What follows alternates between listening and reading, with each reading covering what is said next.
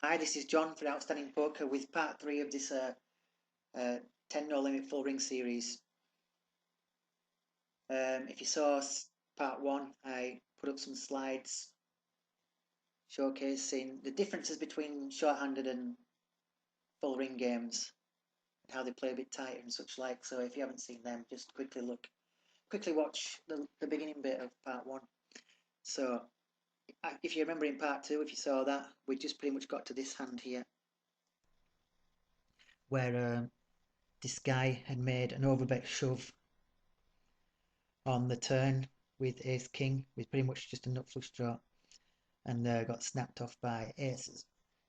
But I did actually say that it would have been a pretty good move if it was against a standard reg who's probably going to be able to fold certain hands, because obviously he's not going to come into aces all the time, but against his player who's playing 60-0 or something like that, if he has a 9 on that board, he's not going to fold.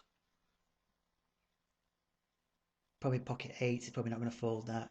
It's just not going to be folding often enough for this overbet shove to work. But against a good solid reg who's capable of folding something like jacks or queens in a similar situation, then that can be a really solid move, kind of thing that you normally see at higher stakes. And like I said, if you want me to do a video where I go over the math behind this type of move, because it's a lot of it is about fold equity. You work out your fold equity, and then you work out all the equities for when you get called as well.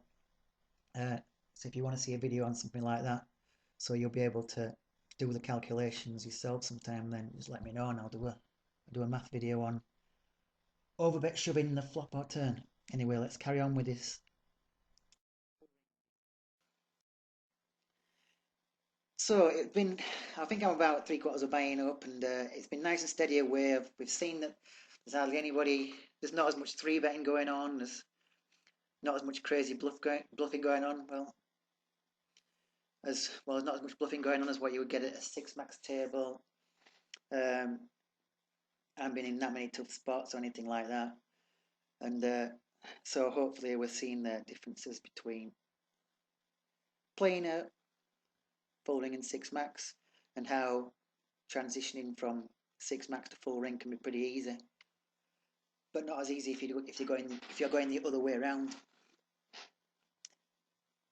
So also I had plenty of notes for this video because I was taking notes while I was playing this session, and I've accidentally deleted the notes because I'm an idiot. But anyway, we'll just go through it and see if we come across some interesting spots. The action can be a bit slow at times because obviously the hands are a bit slower to go through because there's more people at the table. So yeah, you have to just put up with that. Here I'm just taking a note on this player here, Katana, who did that overbet shove on the turn with a nut flush draw and overcards, which is a pretty interesting move.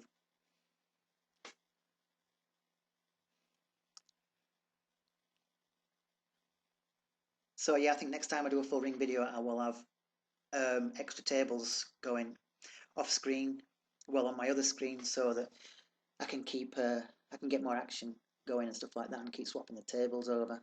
Maybe play about 6 to 8 tables, and then just keep swapping the tables over, because there's times when the action does lull a bit. But I'm hoping you'll get something out of these videos if you ever decide to play a few games of full ring.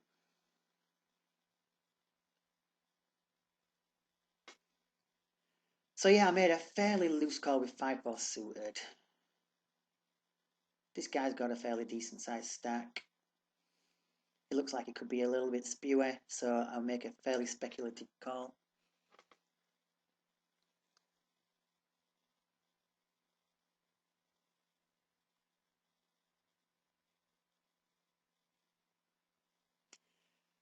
And decide to take a bit of a stab at the pot when it gets checked to me.